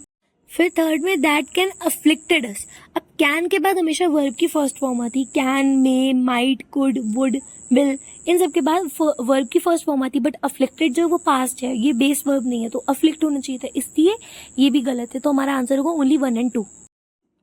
अब इसमें दिया गया since renewable sources deliver an intermittent supply of power means to store this energy to meet the demand of the grid when the sun is not shining or the wind is not blowing। मतलब क्योंकि renewable sources होते हैं वो एक intermittent supply देते हैं power की, means to store this energy, ठीक है। तो इसमें बोल रहे हैं कि मीन्स मतलब इसका मतलब है कि हमें इस एनर्जी को स्टोर करना है to meet the demand of the grid, यानी जो ग्रिड होती है ना, वही सोलर पैनल जो लगते हैं, शायद उसकी बात हो रही है, तो उसकी डिमांड को पूरा करने के लिए जब सन शाइन ना करे, ठीक है, या फिर विंड ब्लो ना करे। तो अब देखो यहाँ पे मीन्स टू स्टोर कोई मतलब खुद में दे नहीं रहा था। अगर फर्स्ट देखें तो उसमें देखें we need a way to store, ठीक है, since renewable sources deliver an intermittent supply of power we need a way to store, ठीक है, क्योंकि रिन्यूएबल सोर्स ऐसा करते हैं तो हमें एक तरीका चाहिए इस एनर्जी को स्टोर करने का, तो वी लगाना था, ठीक है, मीन्स टू स्टोर तो कुछ बन ही नहीं रहा था। फिर सेकंड में दिया कि we must find means to store, यहाँ पे वी मस्ट फाइंड लगना ही चाहिए था, ठीक है, एंड थर्ड बोला it is important to store this energy. तो हमारे तीनों ही यहाँ पे रेलेवेंट हो रहे हैं, तो इसलिए हमारा option number D is the correct answer. अब इसमें दिया गया the blue light from mobile and tablet screen suppresses then the release of the sleep hormone melatonin and dash your cardiac rhythm। मतलब जो ब्लू लाइट मोबाइल और tablet से निकलती है इनकी स्क्रीन से, वो जो हमारे स्लीप हार्मोन होता है ना उसके रिलीज को सप्रेस कर देती है, मतलब कम कर देती है, ठीक है, और डैश और कार्डियक रिदम, और हमारे जो दिल का जो मतलब जो बीट होती है ना उसको क्या करेगी, उसको डिस्टर्ब करेगी। तो फर्स्ट बोले हैम्पर, हैम्पर का मतलब भी होता है डिस्टर्ब करना, डिस्टर्ब्स का भी मतलब डिस्टर्ब करना, एंड थर्ड अपसेट्स उसका भी मतलब सेम होता है, तो इसलिए हमारा ऑल 1, 2 and 3 इसके लिए लगेगा। Establish a dash bedtime ritual to help the body transition from active to calm so you fall asleep faster। ठीक है, एक हमें कितना मतलब एक अच्छा सा बेड टाइम रिचुअल हमें स्टैब्लिश करना है। तो फर्स्ट में लिखा है सूदिंग, सूदिंग का मतलब होता है बहुत सपोरिफिक, बहुत ज्यादा मतलब कामिंग, ठीक है, एकदम शांत करने वाला मन को, तो फर्स्ट सही है। सेकंड लिखा है रेवरिंग, रेवरिंग का मतलब होता है रेस्पेक्ट करना, ठीक है, तो ये एकदम इस कॉन्टेक्स्ट में नहीं आएगा। एंड थर्ड रिलैक्सिंग, रिलैक्सिंग का मतलब भी होता है सूदिंग, कामिंग, ठीक है, पैसिफाइंग, इसलिए हमारा 1 and 3 इसका करेक्ट आंसर होगा। अब यह रिसर्च बताती है कि जब हम अपना एंगर बहुत ज्यादा अग्रेसिवली डिस्प्ले करते हैं, it can actually dash the intensity of the anger. ये एक्चुअली क्या करता है, एंगर की इंटेंसिटी को क्या कर देगा, जब हम बहुत अग्रेसिवली दिखाएंगे, मतलब हम चुप नहीं है, हम बोले जा रहे हैं, तो हमारा एंगर और बढ़ जाएगा, ठीक है। तो अब देखो इसका ऑप्शन नंबर 1 है पिकअप, फिर जैकअप, फिर कंपाउंड। कंपाउंड का मतलब तो आपको पता है, जैसे कंपाउंड इंटरेस्ट होता है ना, बढ़ता रहता है, बढ़ता ही रहता है, तो थर्ड एकदम सही है। सेकेंड है जैकअप, जैकअप का मतलब भी होता है बढ़ना, ठीक है, और जैकअप को आप ऐसे याद कर सकते हो, वो जो जैक होता है ना एक टूल जैसा, जिसकी हेल्प से कार को कभी कभी मतलब उठाया जाता है, तो वो कार को जैकअप करा जाता है, ठीक है, इसलिए उसका नाम जैक होता है, उसकी हेल्प से होता है। तो जैकअप का मतलब एक्चुअली में वहीं से बना है, ठीक है, तो आप ऐसे याद कर सकते हो। फिर थर्ड फर्स्ट हमारा पिकअप था, उसका मतलब होता है पिकअप बोलते नहीं, पिकअप मतलब इस चीज को उठा लो, तो पिकअप दूसरा सेंस दे रहा है, यहाँ पे जैकअप एंड कंपाउंड सही था। Ikigai, the Japanese word for a reason to live or a reason to jump out of bed in the morning, is a concept that dash in 2017 when it was introduced। यानी एक ऐसा concept है जो popular हो गया 2017 में जब introduce हुआ था, ठीक है। तो फर्स्ट है अचीव पॉपुलैरिटी, एकदम सही है, is the concept that achieved popularity, achieved लगा है ना, पास्ट टेंस की बात हो रही है क्योंकि 2017 की बात है, तो पास्ट की बात है, तो सही है। सेकंड में दिया गया took the world by storm, ये एक इडियम होता है, इसका भी मतलब यही होता है कि सबकी निगाहों में छा जाना, एकदम इस तरह से एकदम तूफान ढा देना, कहर ढा देना, ठीक है, वो भी सही है। दैट फेमस इन, ठीक है, दैट फेमस नहीं होगा, दैट वॉज फेमस इन, ठीक है, ऐसा बोल सकते, तो इसीलिए हमारा 1 and 2 सही है। अब इसमें हम लोगों को एक सेंटेंस दिया रहेगा जिसमें 3 बोल्ड वर्ड्स होंगे, और हो सकता है वो अपनी जगह पे सही अरेंज हो, या हो सकता है वो आगे पीछे लगे हो, तो हमें बस ये बताना है करेक्ट सीक्वेंस क्या होगा, ठीक है। तो हम लोग क्वेश्चन नंबर 1 देखते हैं, तो आपको और क्लियर हो जाएगा किस तरह के क्वेश्चन होंगे ऐसे। अब पहला है taking a mental break and enjoying something that doesn't require more intellectual focus get us out of problem solving intense. देखो यहाँ पर देखो थोड़ा सा आपको गड़बड़ खुद ही लग रहा होगा पढ़ने में। अब देखो क्या होगा, taking a mental break and dash something, मतलब मेंटल ब्रेक लो एंड डैश समथिंग, यानी यहाँ पे क्या आएगा, इंजॉइंग आएगा, enjoying something that doesn't require, यहाँ पे इंटेंस आना चाहिए, that doesn't require intense intellectual focus. Intense मतलब बहुत डीप, बहुत गहरा, जिसमें मतलब ऐसी चीजें करना जिसमें बहुत ज्यादा गहरा इंटेलेक्चुअली माइंड का फोकस ना रिक्वायर हो। Gate us out of problem solving mode, तो करेक्ट सीक्वेंस क्या बनेगा, ए अपनी जगह पे सही था तो हम ए को ए रखेंगे, इंटेंस आना था मोड की जगह पे, मोड आना था इंटेंस की जगह पे, यानी सी को बी होना था, बी को सी, तो आंसर क्या होगा हमारा ए, फिर आएगा सेकंड कॉलम में आएगा सी, फिर थर्ड कॉलम में आएगा बी, तो इसलिए हमारा आंसर है ए सी बी। अब इसमें दिया है while guilt can sometimes be a healthy motivator to push us to change behaviors, we don't like its counterpart, shame, the painful feeling that our behavior makes us horrible people, it is never productive, ठीक है। यानी ये सारे already arrange है, क्योंकि देखो सबका meaning निकल के आ रहा है एकदम सही। जबकि बोल रहे वाइल गिल्ट, जबकि गिल्ट जो होता है कभी कभी एक हेल्दी मोटिवेटर होता है, यानी गिल्ट जो होता है वो हमें कभी कभी मोटिवेट करता है टू पुश अस, हमें पुश करता है कि हम अपने बिहेवियर को चेंज कर लें या बिहेवियर्स वो चेंज करें जो हमें पसंद नहीं है। इट्स काउंटर पार्ट, और जो उसका मतलब एकदम जक्सटापोज है, यानी एकदम काउंटर पार्ट है, इसको ऑपोजिट है शेम होना, ठीक है। द पेनफुल, जो कि बहुत ही पेनफुल फीलिंग होती है, दैट अवर बिहेवियर, जिससे क्या होता है हमारा बिहेवियर हॉरिबल हो जाता है, मतलब हमारे बिहेवियर हमें एक हॉरिबल पीपल बना देता है जो कि कभी प्रोडक्टिव नहीं होता। तो इसलिए आंसर इसका नन ऑफ दीज है, क्योंकि यहाँ पे ABC ऑलरेडी सीक्वेंस है, तो ABC कोई ऑप्शन नहीं है, तो इसलिए आप इसको नन ऑफ दी अबव लिखोगे। अब दिया गया Okinawa is the only residence in Japan without trains, so province must travel by foot और साइकिल व्हेन नॉट ड्राइविंग, ठीक है।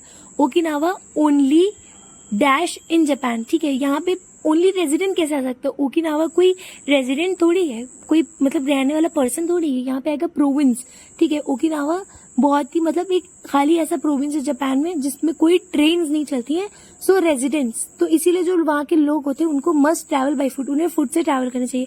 तो यहाँ पे A और B इंटरचेंज होंगे, तो हमारा सीक्वेंस जो बनेगा BAC, सी अपनी जगह पे सही है। अब देखो, when handle with a big goal और obstacle try to break it down into parts and then confronted each part one by one, ठीक है। अब देखो यहाँ पे क्या आएगा, यहाँ पर बोल रहे when dash with a big goal और obstacle try to break it down, यानी कि जब तुम्हारे सामने बहुत बड़ा गोल या बहुत बड़ी कठिनाई आए, तो यहाँ पे आना चाहिए कन्फ्रंटेड, देन कन्फ्रंटेड, जब तुम्हें सामना करना पड़े, कन्फ्रंट करना पड़े, try to break it down into parts, उनको ब्रेक डाउन के पार्ट्स में, and then handle each part one by one. तो यहाँ पे A और C इंटरचेंज होंगे, तो करेक्ट सीक्वेंस बनेगा हमारा CBA। अब हम लोग एक बार, ये हमारा पूरा लास्ट टॉपिक है आज की वीडियो का, तो हम लोग एक बार एक काम करते हैं फिर से, वो जो एरर वाला था ना, क्योंकि वो बहुत इंपॉर्टेंट होता है, आपको उससे आधे से ज्यादा चीजें क्लियर हो जाती, तो उसके कुछ और क्वेश्चंस ले लेते हैं। बट अब की थोड़ा पैटर्न चेंज होगा, पहले पूरा स्टेटमेंट आपको मतलब A में, ऑप्शन A में एक स्टेटमेंट, ऑप्शन B में बचा हुआ है, फिर C में बचा हुआ है, ऐसे था। अब की पूरा पैराग्राफ दे देंगे, फिर आपको ABCDE बस बताना है उसमें कौन सा एरर है, ठीक है। यानी A या तो ऑप्शन A, ऑप्शन B, उसमें ABCD होगा, उसमें आगे कुछ नहीं लिखा होगा, ठीक है। क्वेश्चन देखो, आपको समझ आएगा। अब इसमें दिया गया है, tourist driven by the need to experience homely comforts while on vacation have often turns to websites to secure accommodations. तो इसमें C में एरर है, वो क्या है देखो, टूरिस्ट, बहुत सारे टूरिस्ट की बात हो रही है, driven by the need to experience homely comforts, ऐसे टूरिस्ट जिनको मतलब होम, घर जैसा कंफर्ट चाहिए होता है वेकेशन पर रह कर भी, हैव ऑफन, वो अक्सर क्या करते हैं, वो वेबसाइट्स पर जाते हैं अकोमोडेशन सिक्योर करने के लिए, ठीक है। तो ऑफन के बाद टर्न्स लगा है, मैंने क्या बोला था, टर्न एक वर्ब है, उसके साथ S कब लगता है, जब सिंगुलर पर्सन की बात होती है, ठीक है, सिंगल पर्सन की। यहाँ पे टूरिस्ट की बात हो रही है, ठीक है, उन टूरिस्ट की बात हो रही है जो जिनको होमली कंफर्ट चाहिए था, तो वो ऐसी मतलब वेबसाइट्स पे जाते हैं, तो टर्न्स टू वेबसाइट्स नहीं होगा, टर्न टू वेबसाइट्स होगा, इसलिए हमारा C गलत है। Health authorities encourage people to clear potentially mosquito breeding sites around their homes to reduce the spread of dengue। देखो B में एरर क्यों है, यहाँ पे बात हो रही है, वो एंकरेज करती है, अथॉरिटी एंकरेज करती है पीपल को कि वो पोटेंशियली मस्कीटो ब्रीडिंग साइट को क्लियर कर दें, ठीक है। मतलब देखो, मस्कीटो ब्रीडिंग साइट, ठीक है, कैसी, वो होना चाहिए था पोटेंशियल मस्कीटो ब्रीडिंग साइट, ठीक है, पोटेंशियल एडजेक्टिव होता, यहाँ पे पोटेंशियली बोल रहे हैं। यहाँ पे कब होता पोटेंशियली, जब एक वर्ब होता उसके लिए एडवर्ब लगता है, ये एडवर्ब है, तो यहाँ पे हमें पोटेंशियल लगाना था, पोटेंशियली एडजेक्टिव होता तो पोटेंशियली सही था, बट वो एडवर्ब है, इसलिए यहाँ पे B में एरर आया हमारा, ठीक है। तो होना कैसे था, encourage people to clear potential mosquito breeding sites around their homes and, ठीक है, ऐसे था। Dogs watch human beings or other dogs and use the information that they gather from these observations to guide their own behaviors। Correct option दिया है option number D, ठीक है। Correct क्यों है, क्योंकि वो इनकरेक्ट है। अब देखो क्यों गलत है, क्योंकि देखो बोल रहे to guide their own behaviours, अपने खुद के बिहेवियर्स को गाइड करने के लिए, ठीक है। वो देयर होता है पोजेसिव प्रोनाउन, यहाँ पे देयर लगा दिया इन्होंने प्लेस वाला, लाइक हेयर एंड देयर वाला, तो THEIR होता है पोजेसिव वाला, तो आपको वो वाला यूज करना था यहाँ पे, ठीक है। अपना बिहेवियर, उनका अपना बिहेवियर, पोजेस करे वो बिहेवियर, इसलिए वो THEIR आना था। तो आपको यह स्पेलिंग में थोड़ा सा फर्क है, आपको दोनों का मीनिंग पता होना चाहिए। इसमें researchers found that mammals living within protected areas are not immune to the effects of human activity, ठीक है। तो यहाँ पे कुछ भी गलत नहीं है, मैमल्स है इसलिए आर नॉट लगा है, वो भी सही है। रिसर्चर्स फाउंड, पास्ट की बात हो रही है, सब कुछ सही है एकदम, कुछ भी कॉन्टेक्सचुअली ग्रामेटिकली करेक्ट गलत नहीं है, इसलिए इसका आंसर होगा नो एरर। अब अब लास्ट है ये क्वेश्चन हमारा, इसमें दिया गया cloud seeding involve the utilisation of various agents. देखो गलत ए में क्यों, क्लाउड सीडिंग एक पर्टिकुलर प्रोसेस है, ठीक है, ये सिंगुलर है। क्लाउड सीडिंग जो है ये सिंगुलर बात हो रही, ठीक है, क्लाउड सीडिंग की बात हो रही, इसमें इन्वॉल्व नहीं आएगा, इसमें इन्वॉल्व जाना चाहिए था क्योंकि सिंगुलर है ना। क्लाउड सीडिंग, ठीक है, फिश ब्रीडिंग, तो ये सब क्या होता है, ये सब हमारे सिंगुलर माने जाते हैं ये प्रोसेस जो होता है, ठीक है, इसलिए इनको वर्ब के साथ हम लोग एस या ई एस लगाते हैं, ठीक है, इसलिए हमारा इन्वॉल्व नहीं इन्वॉल्व होना चाहिए था। तो ये था हमारा आज का पूरा session. Hope you guys like it and I am very sorry मैं बहुत इरेगुलर हो गई थी। द रीजन बीइंग पिछले कुछ दिनों से मुझे एक्चुअली सर्विकल की प्रॉब्लम है, सो दैट इज वाई मैं वीडियो नहीं बना पा रही थी, मुझे चक्कर आने लग रहा था, इसलिए I wasn't even allowed to touch the phone. तो मेरे घर में बहुत स्ट्रिक्ट रूल था, इसलिए तो अब मैं थोड़ा बेटर फील करी, इसलिए मैंने सोचा कि लिखने वाले सेशन से अच्छा भी आपको मैं बस रिकॉर्ड करके दे दूं, बाकी जो क्वांट्स और रीजनिंग जिसको मैं लिख के सॉल्व करती हूँ वो भी मैं कर लूंगी, क्योंकि अभी मैं थोड़ा सा भी झुक रही हूँ ना तो मुझे बहुत डिजीनेस फील हो रहा है। So I hope you guys will understand my problem, that is why I was very irregular and मेरा खुद का भी लॉस हो रहा है, ठीक है। इट्स नॉट लाइक कि मैं बस आप लोग के लिए बहुत ज्यादा इरिस्पॉन्सिबल हूँ, मैं खुद के लिए भी नहीं कर पा रही हूँ। So I am very sorry about that. I hope this session would add some values and some benefits to your preparation and to your study. Have a nice day. Thank you so much. Bye bye.